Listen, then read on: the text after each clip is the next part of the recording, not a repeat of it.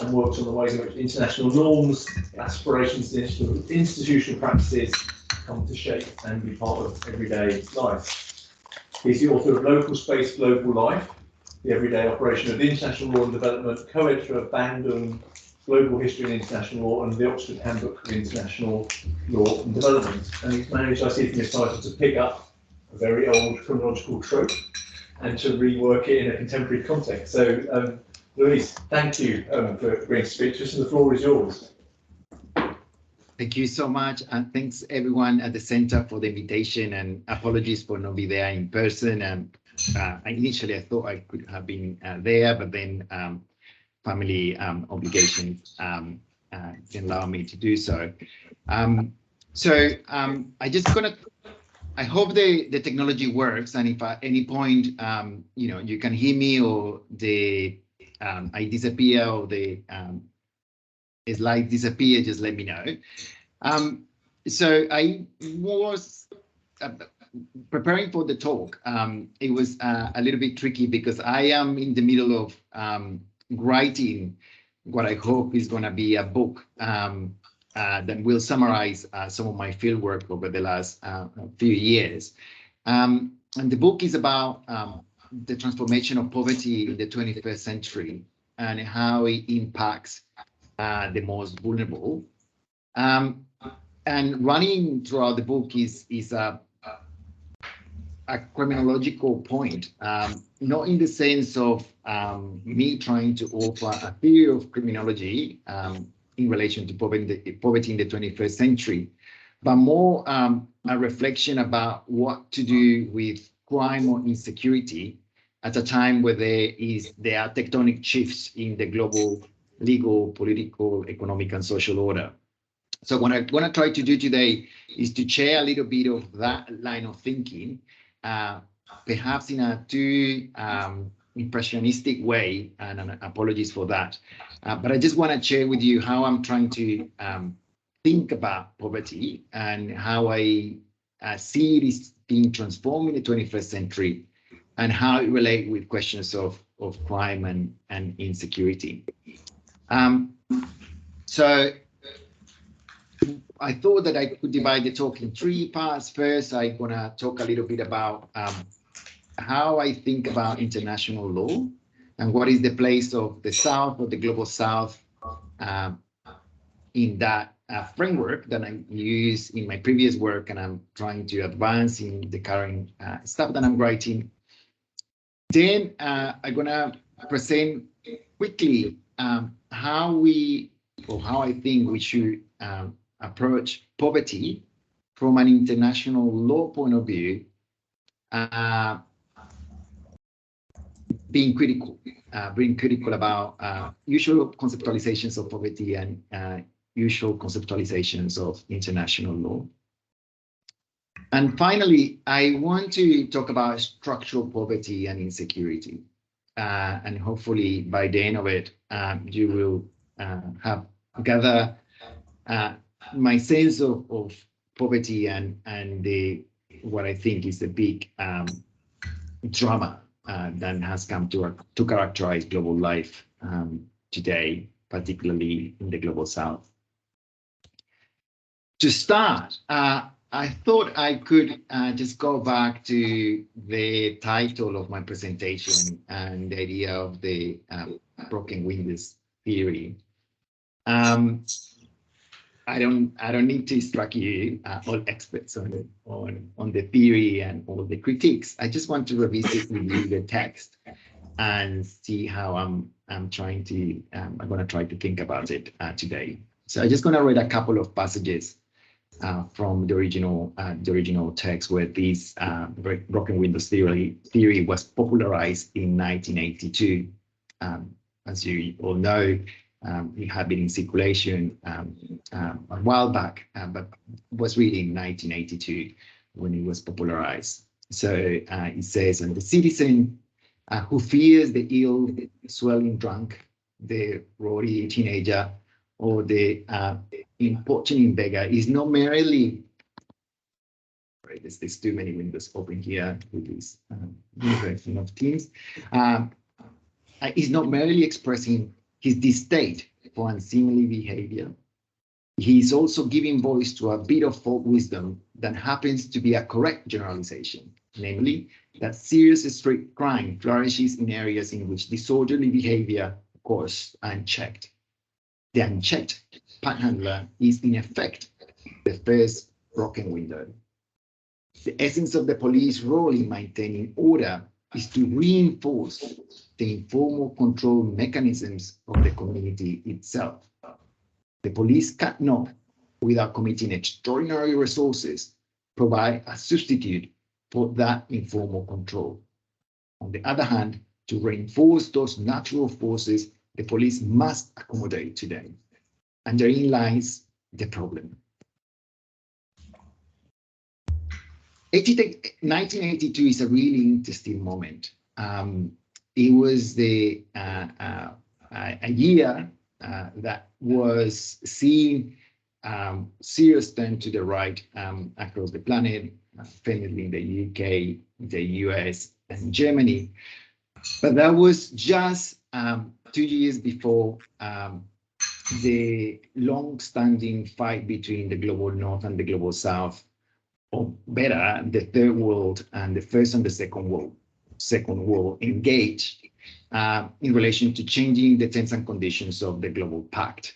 Famously, in 1975, the new International Economic Order, the Declaration, was passed, and in 1984, the Declaration on the Right to Development was passed by the General Assembly.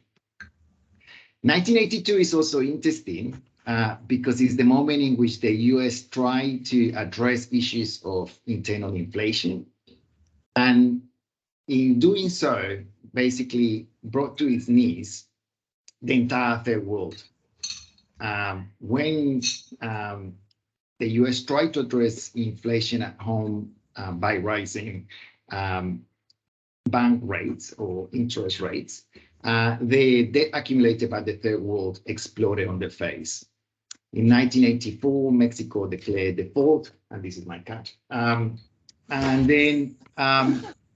following then, the entire Third World went country after country in default. For Latin America, this was famously the lost decade, the 1980s. 1982 is also an interesting one because around that time, just 2 years before and the same year, two really interesting texts were released that frame, or that should, I think it should frame our understanding of the broken windows theory.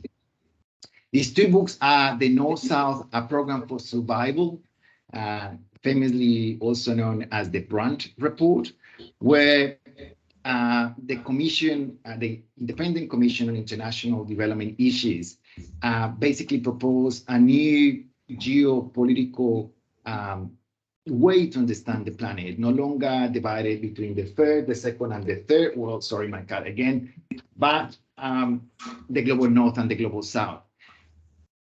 It's interesting when you go and revisit that report, that what these, they were saying, the Independent Commission was saying, is that we should now use, back then, and still now, we should use global North and global South, because what the fight had been all about, the fight between the Third World and the First World during the 1950s, 60s, and 70s, hadn't yielded reordering of the planet. Rather than that, what we came to see at that point, it was a much sharper distinction between countries that were already industrialized after the Second World War and those that were not, meaning that power had become more asymmetrically distributed, even though during the Cold War had been this enormous fight to advance a new international economic order.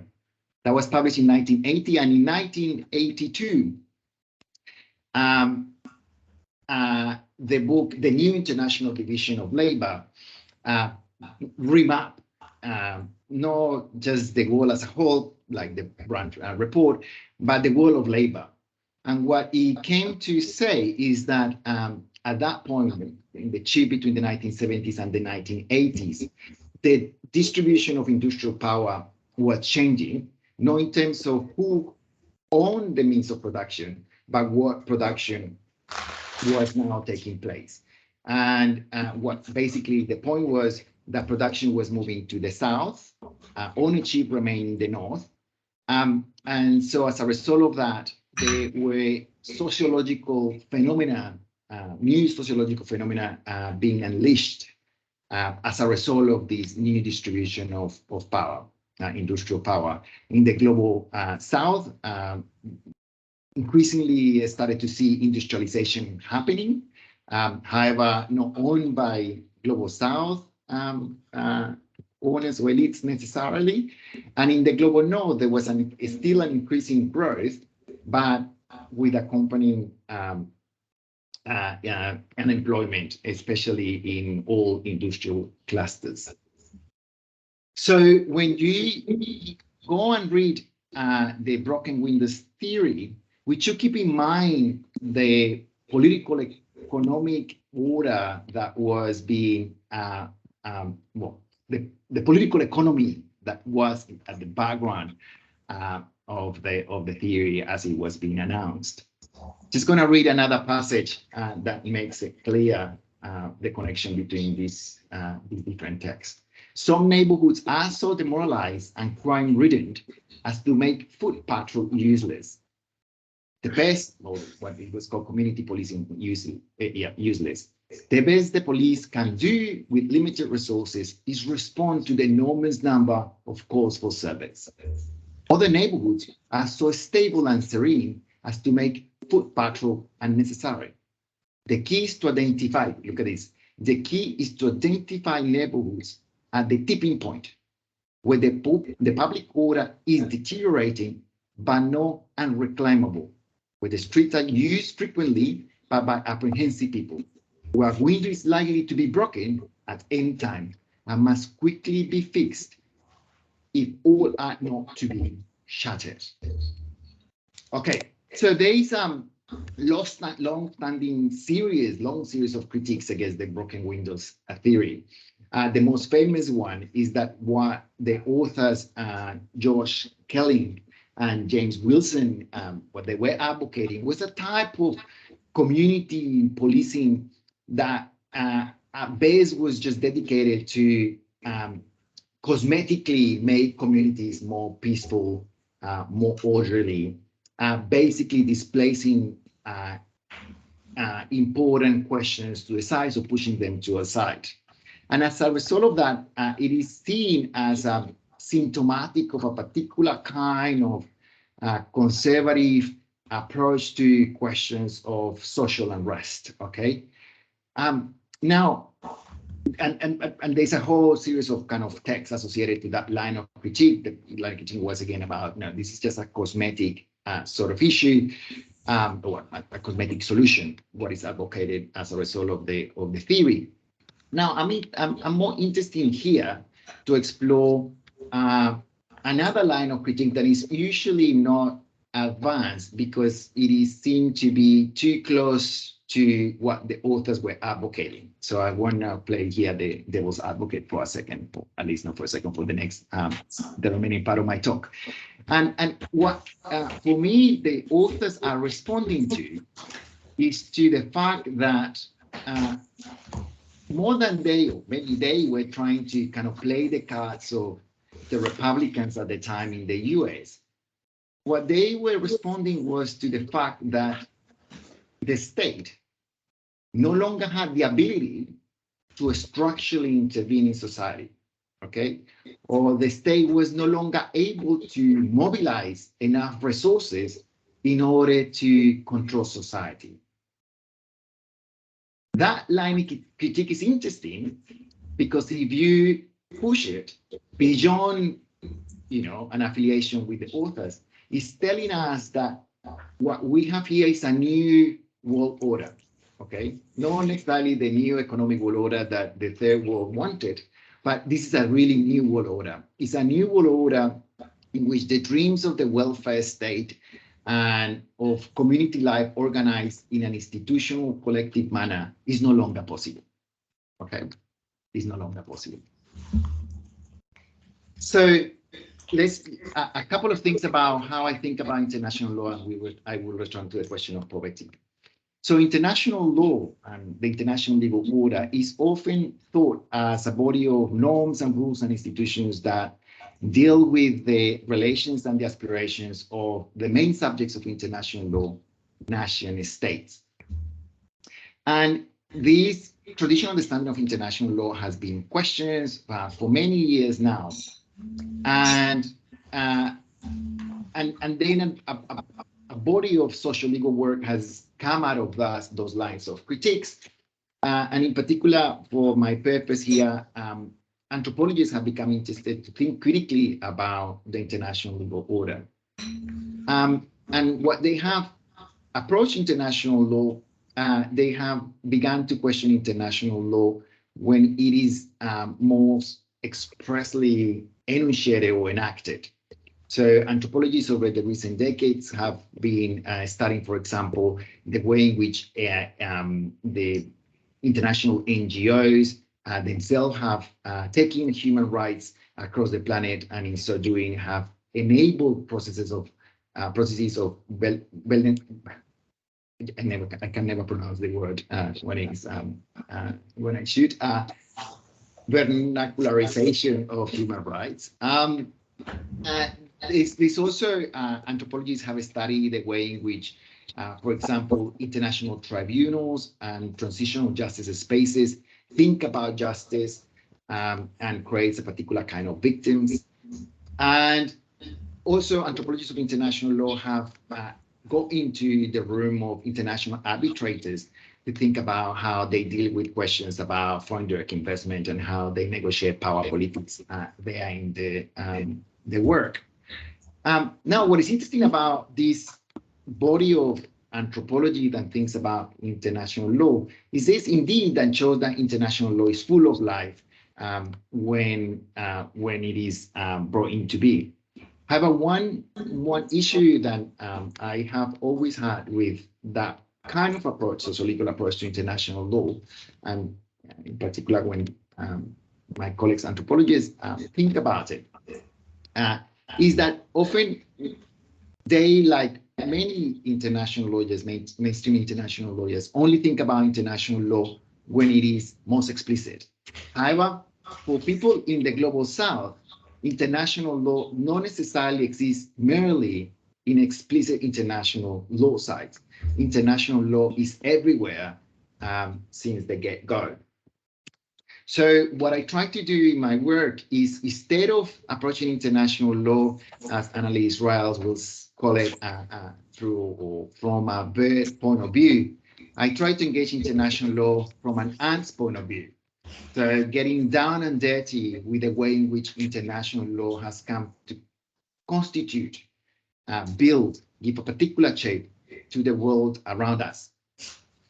Other way of saying that is international law is everywhere, and therefore you have to engage with that every awareness of international law. And the best way to do that is to engage in with the way in which it works at the ground level, and the hope is that in that way you will be able to get a better sense of the nature of the international legal order and what it does and to whom. I have used that work in different publications. A couple of them were mentioned at the beginning. The works of mine that are explicitly ethnographic, for example, in local space, global life, when I try to understand how the international legal order is best understood when you go to informal neighborhoods in the global south. But also have taken other this interest in other directions, more historical, when I've tried to see how that every awareness of international law not only generates process of disciplining and inclusion without contestation, but rather when they hit ground, there is a huge amount of contestation, and that has always been the case. The Bandung Conference in 1955 is a very good example of that. So in my current work, I'm doing the same. I'm still interested in international law. I'm interested in debates about poverty and insecurity and the international level. But I just keep returning back to the streets of the global south to see how those international debates, past and present, give particular shape to people's experience of the world. So, and I do so because when you spend time with people in, away from the Security Council, and then you engage with the life of most of the world, you realize that the intensity of the present, it is just there, okay? In a conversation with a son of one of my main informants in Bogota, no long ago, he was, for example, telling me how he had bought a motorbike with the hope of having some fun with it, but also serving as a transport to his work. Things were going well when he first bought the motorcycle, but however, the pandemic arrived and the company that he worked for sells gelatin products to small food processing companies in Bogota. And because the pandemic, as we all know very well, disrupted distribution across the planet, gelatin products began to be increasingly more expensive. So therefore, the company was struggling. They kept him employed, but he earned a pro rata for the number of units of gelatin that he sells.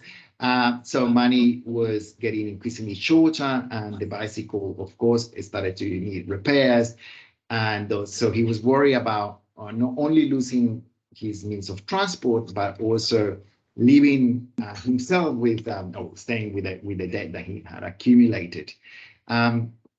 So he was saying, now there is less income. I have to work more in order to compensate. I'm desperate. And he said, but you know what is interesting? The problem is that our products come from China, and in a sort of way, I can't do anything about it because the source of my concerns are too far removed.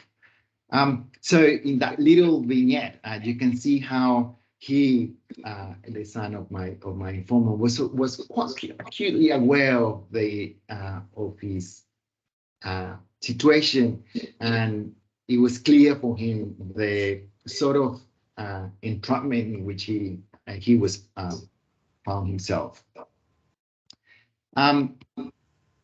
So let's think about poverty for a few minutes now. So recently, well, not recently, over the last 15 years or so, there has been a conversation about the changing nature of poverty in the 21st century.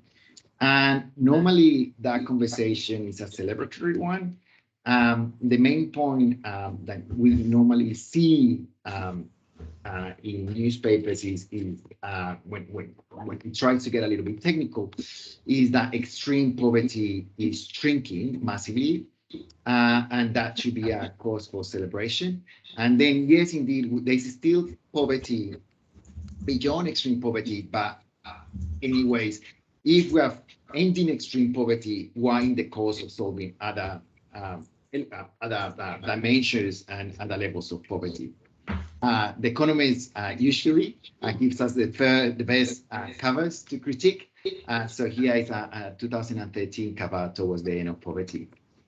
Now, there are several issues with that account of the end of global poverty. The first one is that it's a very specific miracle. It has been shown again and again that if you take out of the global equation China, okay, if you take out of the equation China, basically every single region in the world have remained pretty much the same in terms of the extreme poverty experienced in those regions. Okay, so it's a specific miracle because if you take China out of the equation, basically we have the same proportions of extremely poor people living in sub-Saharan Africa, Latin America, and so on. Now, taking China out of the question is interesting because China has been able to live so many people out of extreme poverty because it has followed a very particular developmental recipe that cannot be translated anywhere else. And if you attempt to translate it, you will be in serious troubles. The other part of this specific miracle is that China itself has seen the levels of poverty increasing beyond extreme poverty. Now, the other problem with this way of thinking about poverty in a celebratory way is that it's a partial success, okay? And this is a very important point.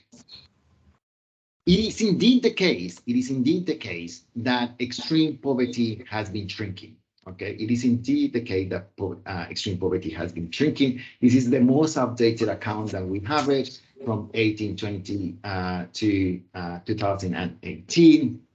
And you can say it's very hard to dispute that truth, okay? And indeed, the pandemic disrupted the trend downwards of the elimination of extreme poverty. The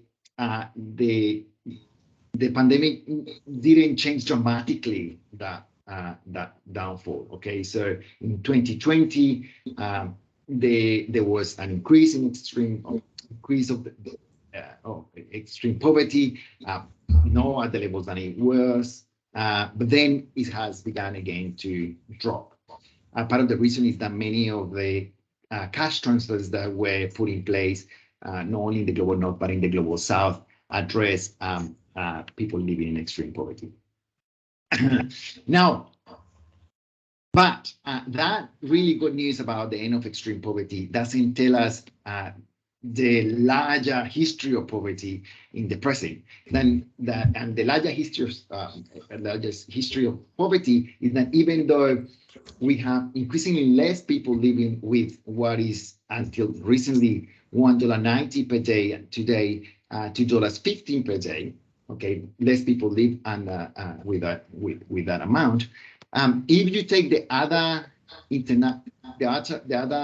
benchmarks to measure poverty across the planet, now 365, 685, and 10, around 65% of the global population live with in those brackets. Okay, so in particular, $10 per day is an important benchmark because according to the UN and the World Bank and the Inter-American Development Bank, it is needed at least $10 per day in order to live a dignified life in the 21st century.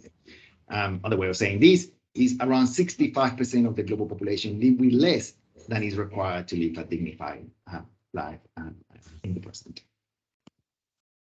Now, interestingly, the World Bank is acutely aware of this, okay?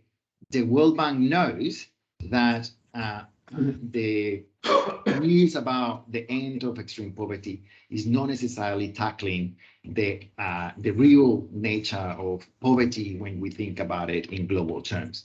As you can see here in a headline, just December 2022, the World Bank is clear half of the global population live with less than 685, and again, 685 is really low for most of the people in the planet.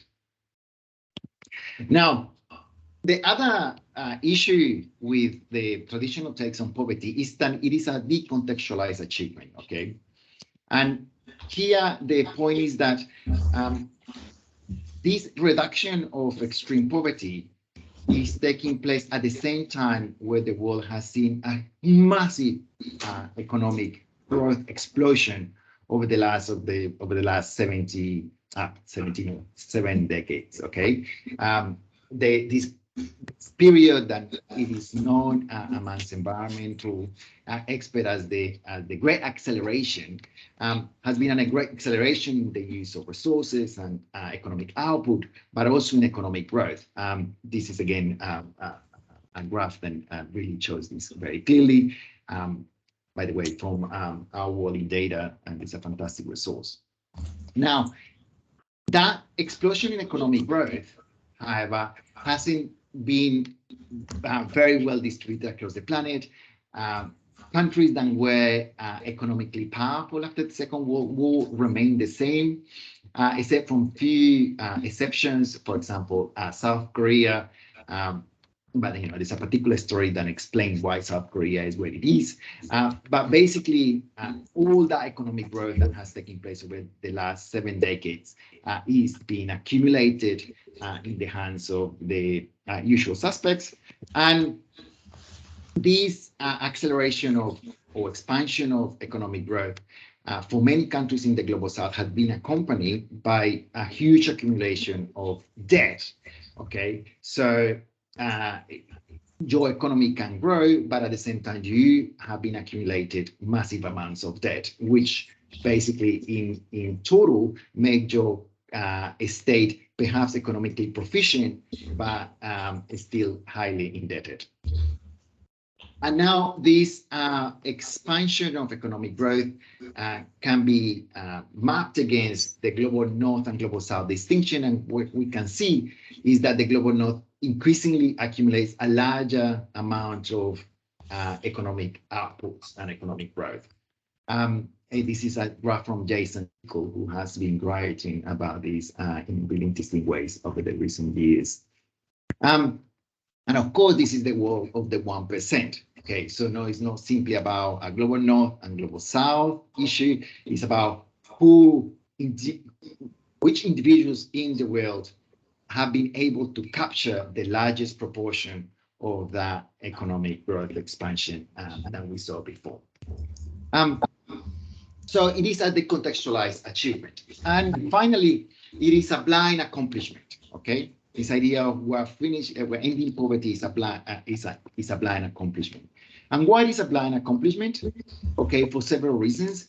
One is that elimination of extreme poverty, or that increasing elimination of extreme poverty, doesn't tell us how it's being done, and it doesn't help us to appreciate how, as we have been eliminating that extreme poverty, the world has been increasingly deindustrializing, okay, which means that that's a really serious problem, because as we have lost the interest or even the capacity, if you think in environmental terms, to industrialize, economies, national economies, particularly in the global south, have lost the capacity to employ people in a sustained fashion, which is the traditional and still the most efficient way to lift people out of poverty in the long run. The other, and this is something that we all know. This is the most comprehensive picture that we have about this process of the industrialization. The only real region in the world that has continued to industrialize is China. Thinking about Asia, China being the main player. All the other regions have basically remained with the same levels of industrialization, if not, they have been dropping while the populations have been expanding. So the issue is not simply the industrialization. The issue also is the tertiarization of the economies, automation, digitalization of the economy, financialization of the global economic order, privatization, and individualization of development efforts. So as a whole, basically, what that story of the end of the extreme poverty is not telling us is that it is happening while at the same time we are going through the long effects of the new International Division of Labor that was announced in 1982, and perhaps we are entering into a new epoch that has been called the end of the working man or work no more. Okay, work no more. And this presents a serious challenge for international lawyers that try to think about poverty. And I think also presents a serious challenge for criminologists, okay, to think about how the society, how the global society is functioning and how we can read crime or disorder or insecurity in the present. The usual solution has been cash transfers, for example, in order to solve this reality. And cash transfer is a good solution because it doesn't require any structural transformation of the state. It requires simply, although it's a massive political cost, of course, behind it, to allocate a surplus to the poorest of the poor. Okay. In Colombia, this began almost 20 years ago with a program called Acción Social. But it has been expanded today to become an entire a piece into a larger puzzle of how to administer the sort of a new welfare state in the global south. Here, a picture of a manual that I found recently that talks about social management toolbox. And it basically, I don't have time here to translate it, but basically what it invites us to consider is the way in which social management has become an enterprise. And that enterprise not necessarily involves solving structural problems, is manage the surface level effects or symptoms of that massive tectonic transformation of the world economic order that I have been trying to characterize here. Okay, so basically, if you try to kind of think about what's going on here, is that the economy changing, and behind that economy, for me, at least three important re-articulation of the international legal order. The first one is in terms of our public international law. I think self-determination have changed profoundly over the recent years, how it is experienced, what it can deliver. In the international economic legal order, has also seen a transformation in the way development is thought. What is the purpose of development? At some point back in the 1970s, the purpose of development was to provide full employment. And if that was not possible, to call for a new international economic order. Development today, it is to make the best, more efficient allocations of resources that are going to be always limited. And that's important. And finally, international human rights law have slowly changed how it understands dignity. Okay, dignity has become, as international human rights lawyers in the room perhaps know, it doesn't necessarily mean the effective realization of rights. It means the progressive realizations of rights, especially when we think in terms of economic, social, and cultural rights. And now it is that progressive realization becomes to be understood then with a question mark when, as I have been trying to demonstrate here, states no longer have really the means to solve problems at the structural level. Okay, so I just want to conclude by just kind of trying to share with you then how this world is experienced at the ground level. So we know that this problem doesn't affect only people in the global south, it also affects people in the global north, okay? And this cartoon, Intereconomics, perhaps is familiar to many of you. You know, well, how it is experienced. Well, so I don't any longer, you know, people normally don't work in a factory or don't have an aspiration of working in a factory, don't even have the aspirations to be higher permanently. It is experienced as, you know, starting a startup that helps other startups start up, okay? Is that kind of really ethereal way in which the economy has come to operate and the way it delivers security, at least when we think about labor security. This, of course, has produced a really interesting body of literature that has updated and a body of anthropology and has popularized a body of anthropology dedicated to the culture of poverty. In the UK, there are many of these books. For example, Darren McGarvey, Poverty Safari, and very famously, Skin State, that try to kind of flesh out the experience of this type of poverty. Very interesting. And there's even reflections that really tackle, what's going on here. We have a new model of poverty. Stephen Armstrong calls it the new poverty, and that has very important implications in the global north in terms of still child malnutrition, despolarization, and of course insecurity, as I'm going to mention in a second.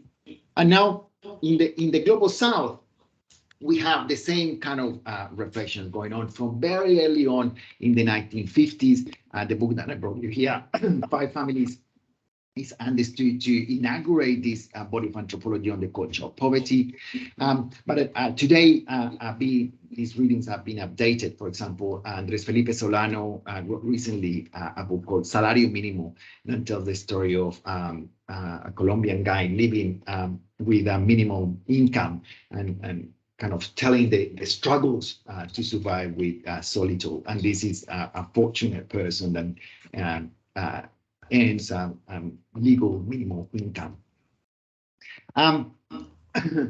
Now, but the world is experienced more beyond the world of work. In a sort of way, the world is experienced as an intensification of center-periphery relations.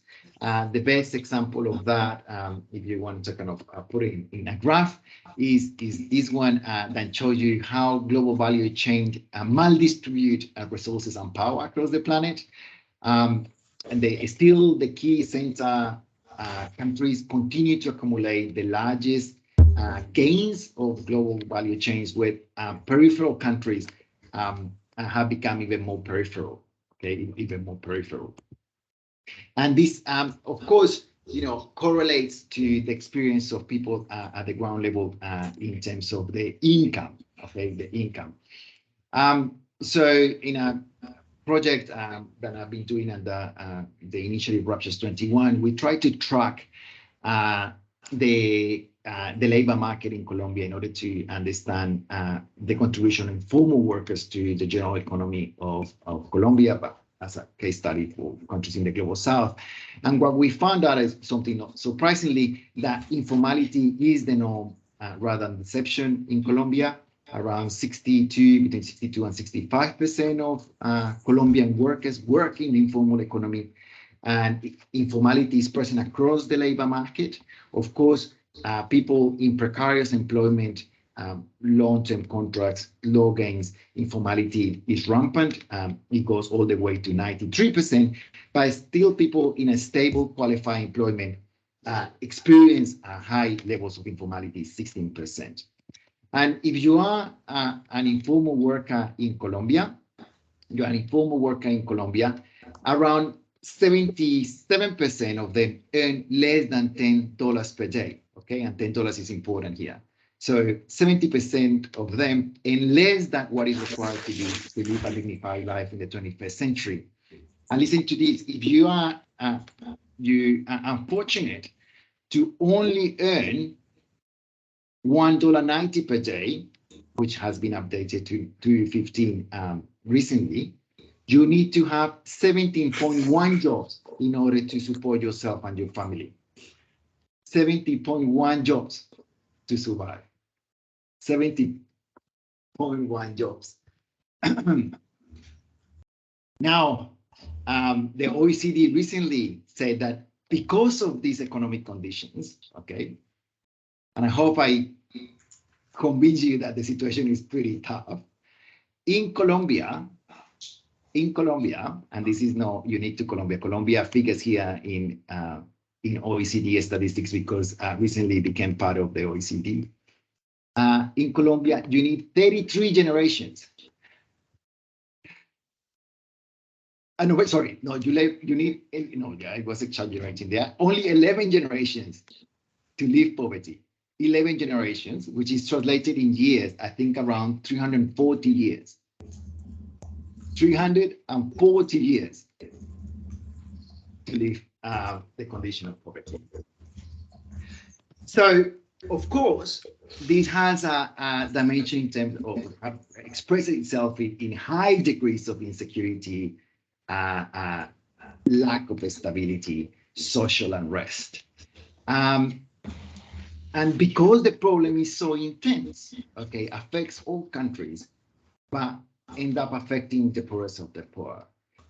These maps here by the economists track murders and socioeconomic status in the three main Colombian cities, Bogota, Cali, and Medellin. And in each of them, the red dots show you the location of murders, and it marks pretty much exactly where the poorest live. So it is a really, it's a drama, it's a global drama with very particular set of victims, okay? Again, this is not just the global south, the global north also has witnessed the same problems. I mean, the knife attacks in the UK show that very clearly. I don't need to get into that now, but we can discuss that in the questions. And it can be tracked down to still the poverty that is rampant in the UK. Talking about statistics about poverty in the global north is a bit more complicated, and it's not necessarily my area, but I can answer questions related to this later. So because of all of the stuff that I've been telling you today, it has become kind of sort of common sense that poverty in the 21st century has been changing. It's changing dramatically. It's changing in terms of the scope of poverty, but also of the inability of the present system to solve poverty, okay? This is why Olivier de Schutter, the current special rapporteur on extreme poverty and human rights, talks about the experience of poverty, and I will say the experience of international law today as a matrix, okay? He talks about the way in which different factors perpetuate poverty, from discrimination to poor nutrition, to disempowerment, so on and so forth. So we need to think about poverty as a matrix that produces it. Okay. Now, what we see, of course, is the continuation of the same solutions, and those solutions I don't think are necessarily the problem. Okay, because as we have, well, I argue here. You know, just thinking those solutions as the problem, try to address kind of the surface level consequences of it. Forget that in many occasions they are well-intentioned, but then there's a structural problem of income resources that is not being solved or hasn't been solved, okay? The World Bank, when is the smartest and more generous, try to think about poverty holistically and its relationship to poverty. I think this is the most interesting report in that sense. Stop the violence in Latin America. I look at prevention from cradle to adulthood. Okay, you cannot be more comprehensive than that. However, the issue remains too strong. So just to conclude, so we can try to think in using Polanyi here for Armenian taking it to the tropics. You know, we know that society and economic relations have not been ever peaceful. There has been always a distance between economy and society, and only through huge, massive mobilization, they have been brought together. In the and on occasions when they have been brought together, there have been an embedding of economy and society, and what they have not, in Polanyi's term, there has been a disembedding. In the global north, the highest levels of embedding happened after the Second World War, in the kind of prime years of the welfare state. And as we saw in the 1980s, things began to unravel and continue to unravel. In the Global South, a similar trajectory had taken place. However, the level of disembedding is more intense because never was able to acquire the Global South a high level of industrialization. It was from the beginning, from the get-go, economically disabled by the colonial experience. It doesn't control the international currency. It is highly indebted. And therefore, economic and social relations are more dramatically separated. And this is, again, just to conclude, what I see again and again in my fieldwork. The loop between disempowerment and violence is more intense. I don't deny that it's experienced in the Global North, but in the South is intense. In a conversation with one of my informants on the Pacific Coast in Colombia, he was telling me how his friends get seduced again and again by the idea of buying a pair of Nike shoes. And the problem is that the income never going to be able to buy a pair of Nike shoes, even a copy of them. So what happens is that they enter into the business of transporting staff for small big fish in that town, who work for narco gangs. But then, you have a pair of Nike shoes, and then you want to buy a motorbike. In order to that, you get more into the business of transporting stuff, and then their life very quickly end up trapped in conflict, in la guerra. Okay, and the loop repeats and repeats itself. The average age in which these kids is assassinated and dies in the hands of other gang members is normally between 16 and 21. Okay, thank you. Thank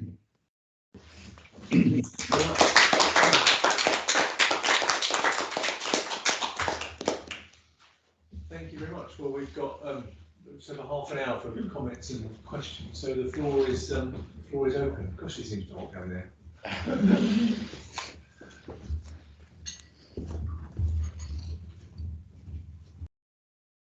Anyone wants to start off?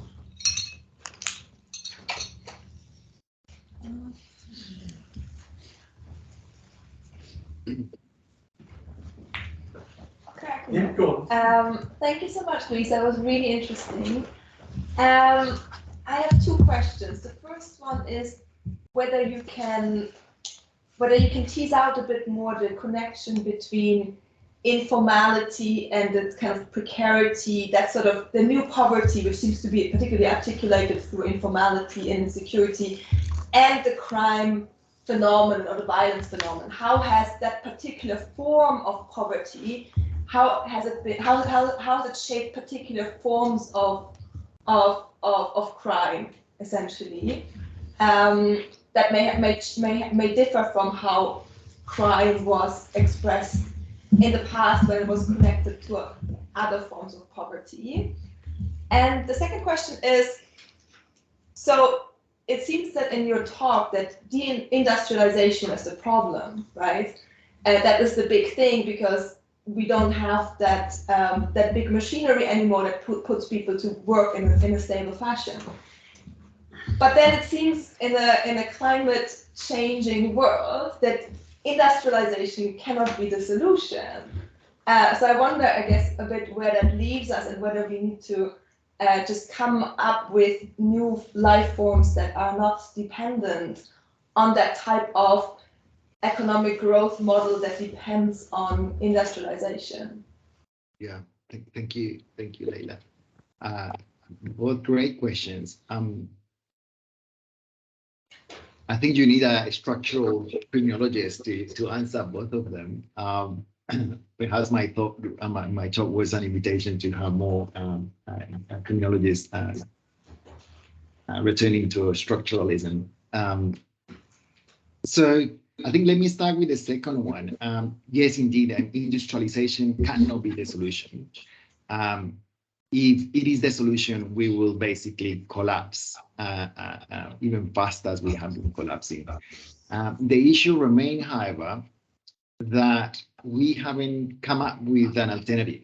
And it's not that I'm advocating with, about return to industrialization, is that there's seriously, it seems to be no alternative to it. So the solutions that have been put on the table, the most kind of progressive ones, are the ones of making the third world viable by, for example, focusing on the service industry, most famously tourism.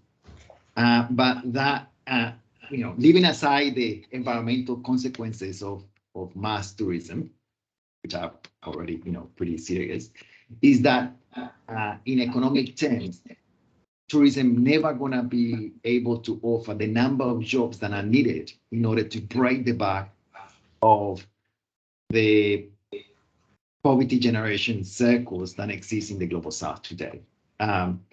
Danny Roderick from the Kennedy School of Government at Harvard is the person that has written more extensively on this point. So this is why, and this is an interesting point, this is why many people have said that we need to accept that we live in an era of the end of the working man, okay? So, or work no more, which then put us down the path of thinking about how we distribute the money that exists in order to offer well-being and stabilize social relations. The main solution there has been universal income, okay? But then it's a whole interesting kind of set of problems that derive from there. One of them is that whether we just basically ended up supporting universal income in order to maintain the capitalist economy running because consumption wouldn't stop, or basically we were doing universal basic income transfers in order to pacify society, okay? And what kind of society will result from just, receiving some money in order to survive?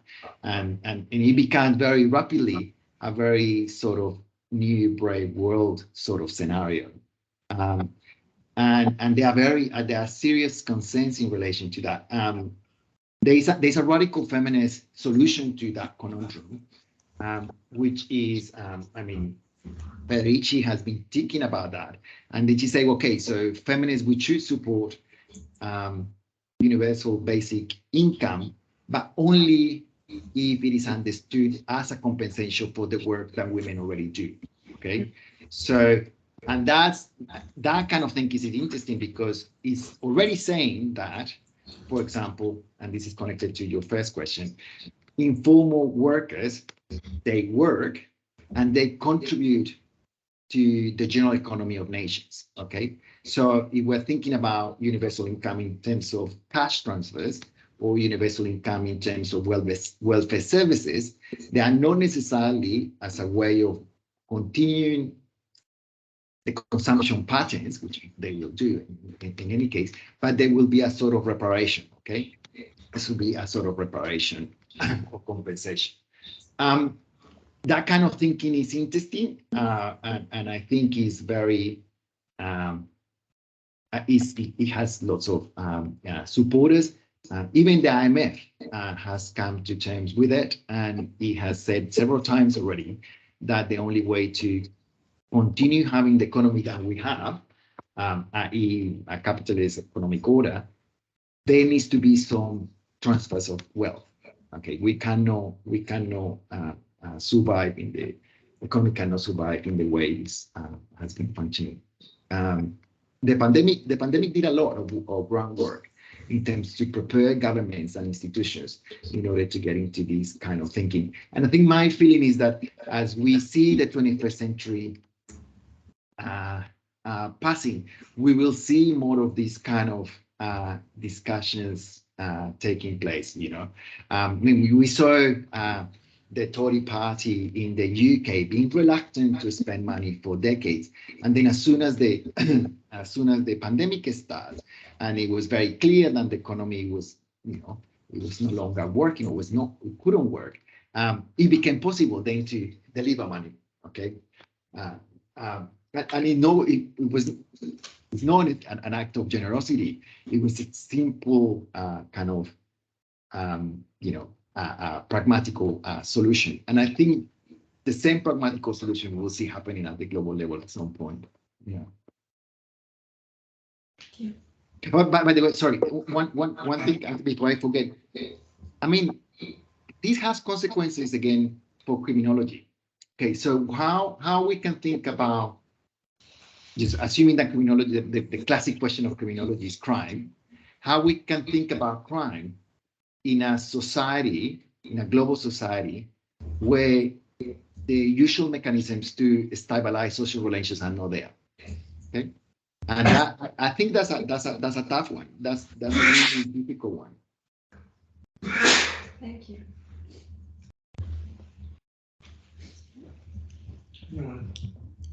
I have a question. Okay. Yeah, thank you very much, Luis. It was really, really interesting. I had two questions really. One is, how is it that what was obvious to Willy Brandt in 1980, and I well remember, I'm being old, so I really remember the publication of his report. How is it that what was obvious to him then seems to be lost, or have been lost, in the last 40 years or so, which is the recognition that you arrive at the end of your talk, which is that what we need is a massive transfer, a recognition of responsibility, and a massive transfer of funds to the global south. So that's one question. The other question is just a kind of a reality check question. It doesn't seem to me, even if we all agreed that a massive transfer were necessary, it doesn't seem to me that it's completely obvious that the wealthy countries of the global north are going to be willing at the level that would be necessary to make the differences that you describe, to the precarity of work and so on, that they'll be willing to make those transfers. But one might also think that in a capitalist society or market economy, that actually probably the more plausible form of transfer would be those in the north paying the real price for the goods that they buy from the global south. And we've become accustomed to, absurdly cheap food, for example, because supply chains are such that we can rely on enslaved or semi-enslaved labor and so on. So is there a kind of a more plausible capitalist or market solution to the problem you identify? Well, that's a fantastic question. Thank you. Really, really provocative. The first one, the first one is about Brandt and why we didn't listen to that report or pay attention to that report as we should back then. I think the answer is that there was a massive backlash by the powerful in the 1980s. This was a full-on counter-revolution that took place between. It was already. That's what I'm writing at the moment. That was already taking place when the Third World was at its most successful. Okay, there was all that. The Third World was there in the General Assembly, passing the new International Economic Order resolution declaration, by the way, and it was passed unanimously. Okay, it's interesting. But at the same time, the world economy was massively transforming as a result of the oil crisis and the way in which the US abandoned the gold standard. So it stopped pegging US dollars to gold reserves, let it flow the dollar, meaning flow in terms of the interest of the US. The OPEC fragmented, Saudi Arabia became very powerful. Industries began to flow to escape expensive labor in the global north, went into the global south. The economies were liberalized, so on and so forth. And by 1982, the game was lost. I think by 1975 was already lost. Even when Nixon liberalized the dollar or killed the gold standard, the game was lost for the global south. So the 1980s then and the 1990s is a history of, you know, the 1% or the 1% information. And as we can see how hard it is to deal with the 1%. I mean, the UK at the moment, I'm a Radio 4 addict, and I mean, every morning it is interesting to hear, you know, how difficult it is to make directors of social media platforms that should control content not to harm children. It's impossible. Okay, the only way that it is possible if it's you kind of threaten with jail CEOs. Okay, so I think there's a history, there's a backlash. I mean, it has been a backlash, and then that has silenced the most radical elements of the Brand Report, but similarly the new international economic order, the Charter on the Right and Duties of the State, and so on and so forth, and the same Declaration on the Right to Development. Okay, how wonderful thing to have a right to development. By 1984, it was useless. It was they didn't have the capacity to become a reality. And what the question about you know, what to do in terms of if a solution is to pay properly, I think that's right. Now, I don't think the global north is going to start paying properly, and even elites in the global south are not going to start paying properly. However, most of the world and the people on the streets in the global south, to be romantic for a second, they don't stay still. I recently became an advisor of the legal team of an international organization called WIGO, Women in Informal Work. I don't know if anyone has followed it. WIGO is really interesting. What they do is a network of networks, and they bring together global federations of domestic workers, home workers, recyclers, and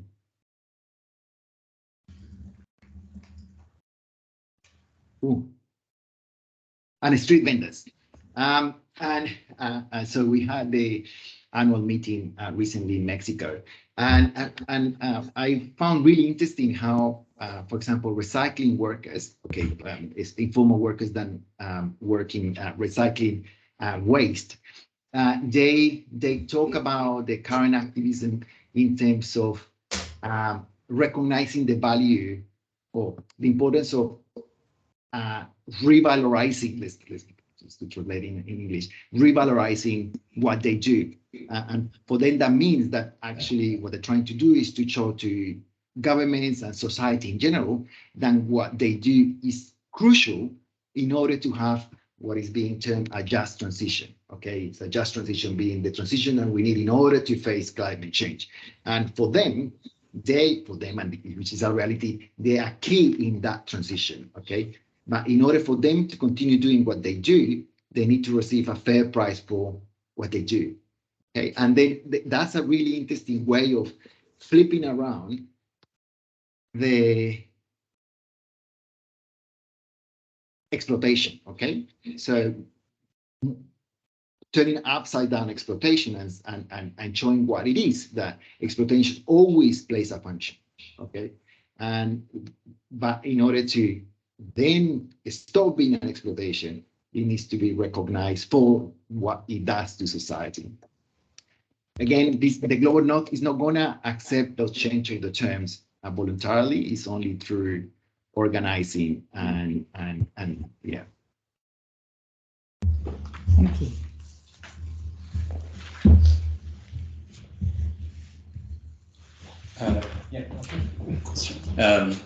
I assume I can just kind of say it aloud and it'll transmit to you. It's quite powerful. Okay, yeah. great. Magical.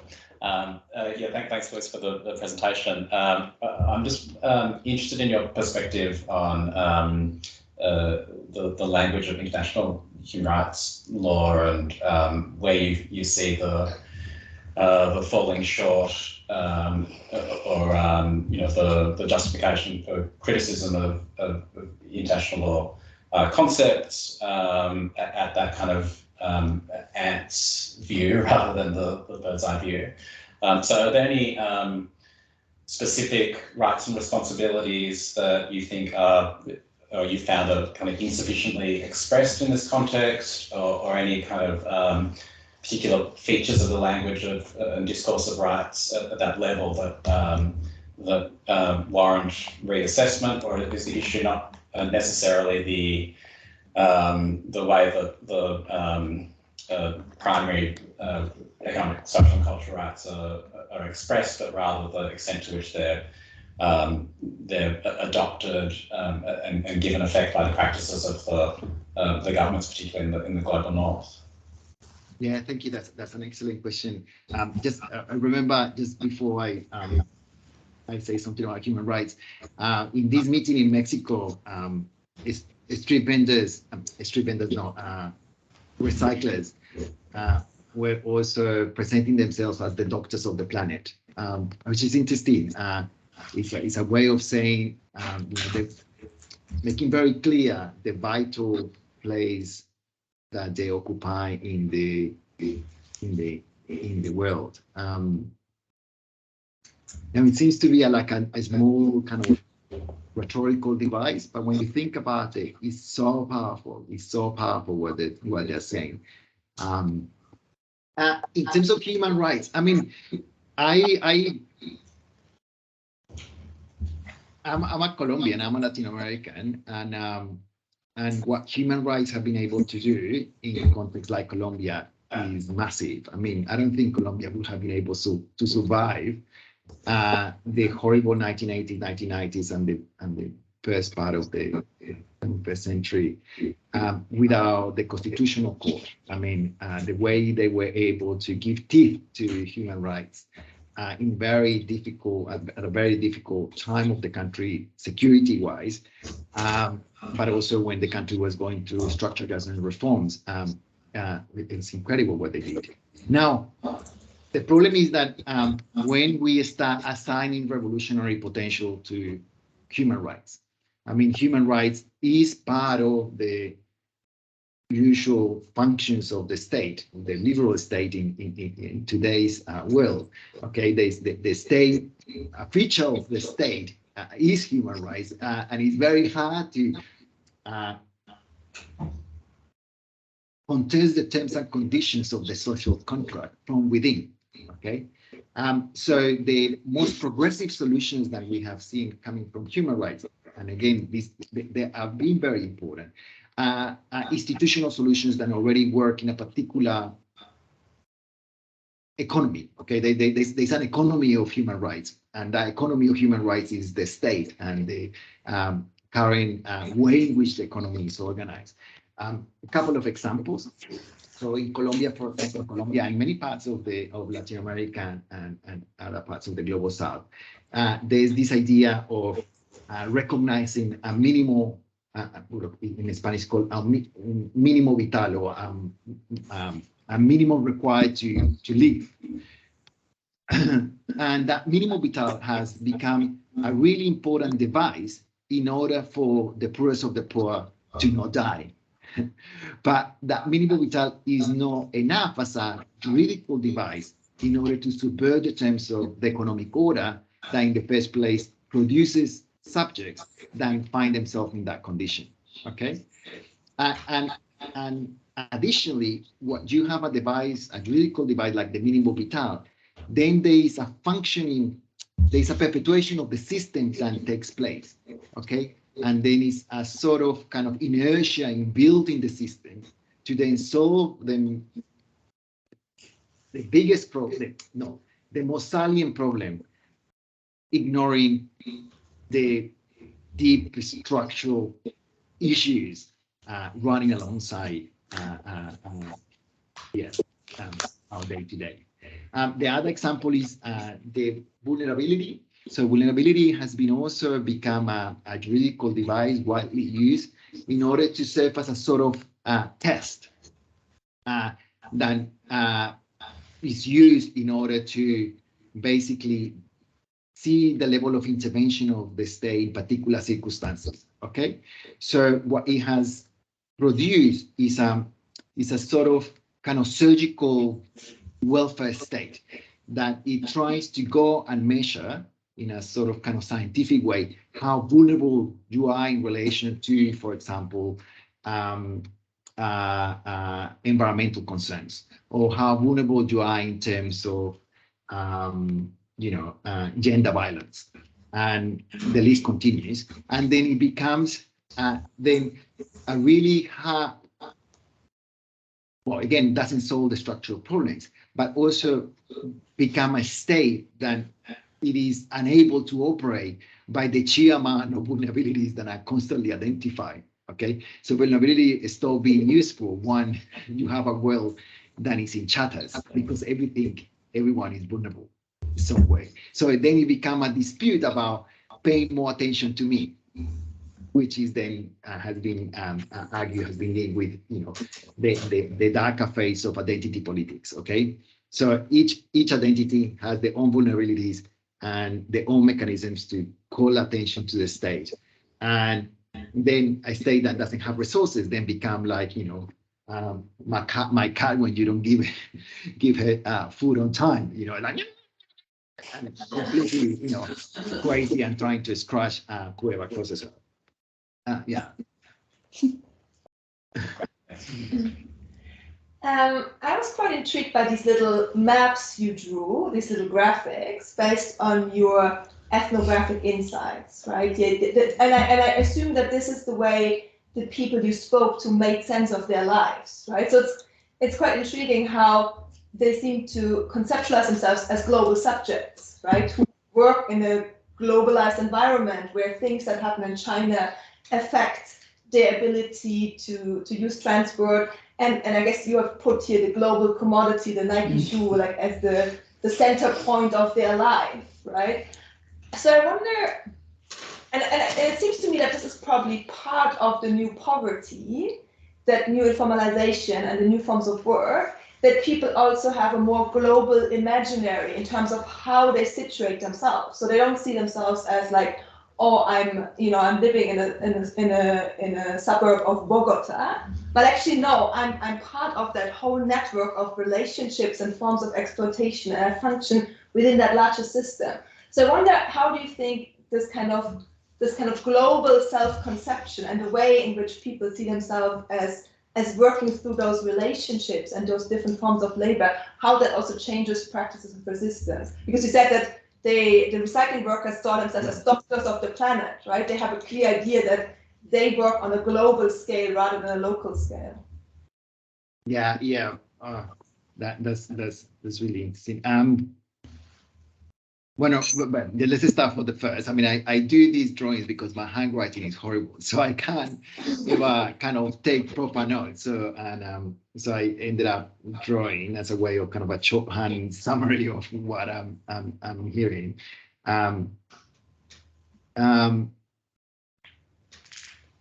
mean, I just to put my cards on the table. I mean, of course, I encounter globality because I'm chasing globality. I'm chasing.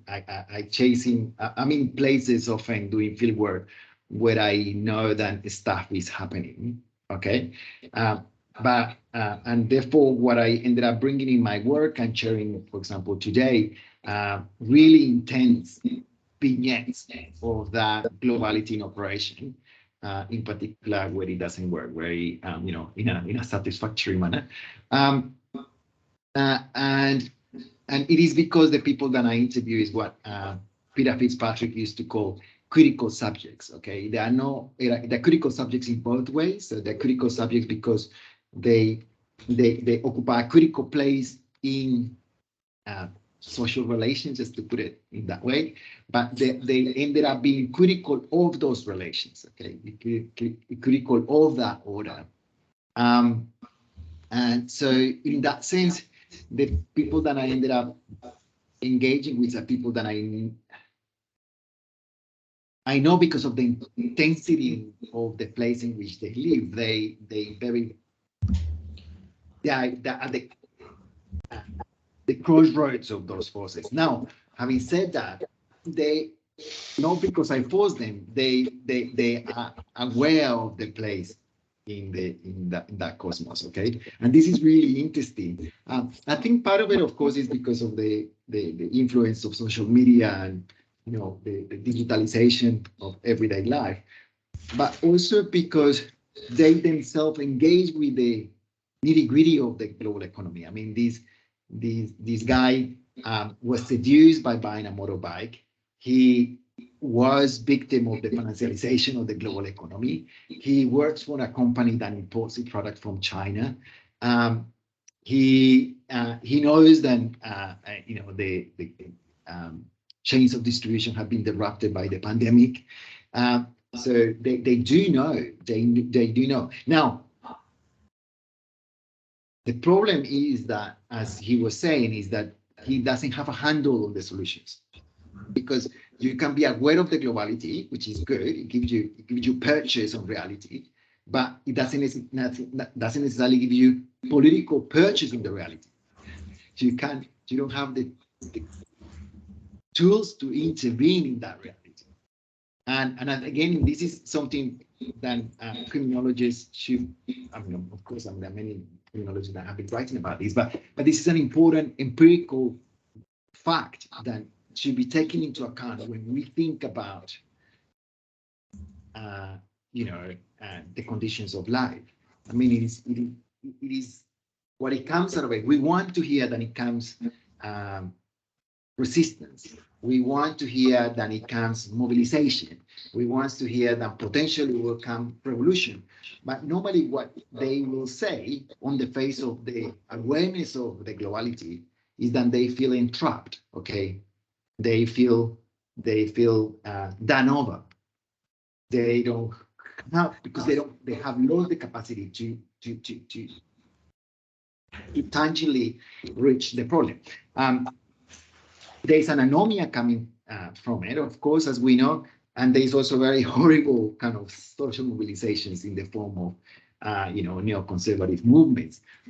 Because of that, the capacity of politically intervening reality is no longer there. Then what many of these groups do is to offer a solution that seems to be a way into the system. Obviously, with the crazy consequences that you have. I mean, we had it in the Capitol in Washington a couple of years ago, and then very recently in Brazil. Exactly kind of expressing the same kind of dissatisfaction, the same sense of globality, the same sense of losing control, the same ideas of how to regain control without regaining. Great, thanks so much. I wonder, I've been puzzling in that context over both the question that Leila asked you right at the beginning and the point you made that you kind of threw back into the room about you need to kind of think about crime in situations where the kind of basic conditions for stabilizing societies have been eroded or removed, and what does that mean for how we might think about crime and security? And I'm not proposing to throw that at you, but I'm kind of wondering whether you started with broken windows, whether what we're supposed to do with that text in the kind of revised context that you just described to us. Yeah, because, thank you. And I wonder, there's two possible readings. So I kind of one the kind of generous version of how Wilson and Kelling ended up in that place is that elsewhere in thinking about crime, Wilson says something like criminologists have spent much of the 20th century banging on about trying to change things that can't be changed. So we need to kind of focus our attention and policymakers' attention on things that are amenable to change. And of course, one of the things that they think, I think, is unamenable to change is the basic conditions of economic life. And so that's the generous version. There's a less generous version which says that the whole text is a kind of ideological obfuscation of everything you've just been describing in a way to just get the forces of law and order to surface on the interventions on the kind of behavioural surfaces of social life. So it's a deliberate attempt to kind of direct our attention away from the things that kind of might matter here. So I wondered what you kind of think we're supposed to do with that text in the context of what you've been describing. Yeah, thank you. Thank you so much. That you put it in a really nice way, the generous and not so generous possible readings of that text. I think what I want or what I'm trying to do with that text myself, and I was invited you to follow me for a bit, is to appreciate how the response that the broken windows theory as a response, it is directed to the shifting nature of the global economic order. Okay, one in which the state was no longer capable of intervening in the way once dreamt. Okay, or that possibility of intervention is no longer viable. That's one kind of factual kind of sort of thing that I want to do with the text. The other one, just to another image, just to illustrate what I want to say here. The other thing is that what happens once the capacity of the state to intervene as it once wanted is no longer there, is that we ended up in a world, and this is very obviously an observation that many of you have had and many people have written about, is that we live in a world in which security is constantly promoted, performed, while insecurity continues. Okay, and then so you have plenty of security talk, plenty of insecurity still, and then the people that occupy key places in that economy of crime and crime prevention then ended up changing constantly from being a community police officer to law and order enforcers. And this has happened, for example, in Colombia. It became very clear recently. We had last year, a couple of years ago, a wave of massive protest, and Colombia has been committing for years on this language of citizen security, the idea of like kind of mainstreaming community policing. But when clashes with the students start taking place seriously, police officers basically went on the streets with the military face. So I think that's part of the same story. Yeah. Yeah, thank you. Thanks so much.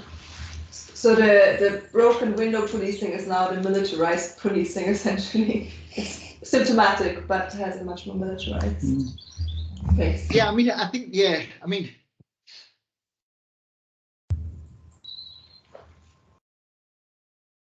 yeah, I think this is the underbelly of the broken windows kind of theory. It is there. I mean, it's the force of law, as the Benjamin said. You know, it is there. It is there to come and bite you hard.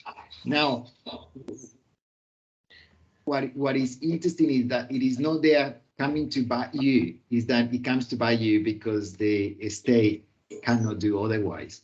And perhaps I'm being here. I mean, I'm being here too kind, perhaps, because I'm trying to think about how to solve the problem of poverty, because it is not very flattering. You know, it's not very, a nice condition to be in. It's something that we need to think seriously.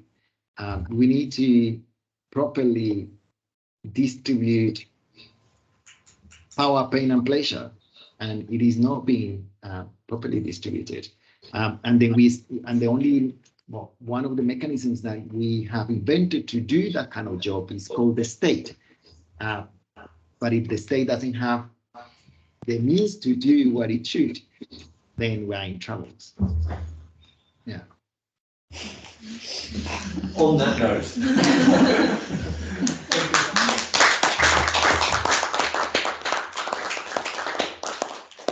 Thank you so much. One of the drawbacks of you not being physically with us is we can't take you to dinner. So we'll have to do that on some other occasion when you're around these parts. Those of us who are here or online but in the vicinity, we have a table booked at the King's Head or the King's Arms, I never remember. King's Arms. The King's Arms. So anyone who wants to kind of continue the discussion for a while over a drink, you're very welcome to come and join us. So enjoy the rest of your day, you and your cat. And we thank you once again.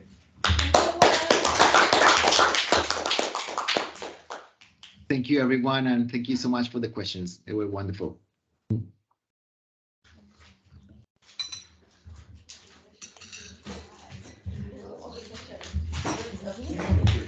I am, Yeah, yes. so at least there'll be two of us. Maybe others. Absolutely.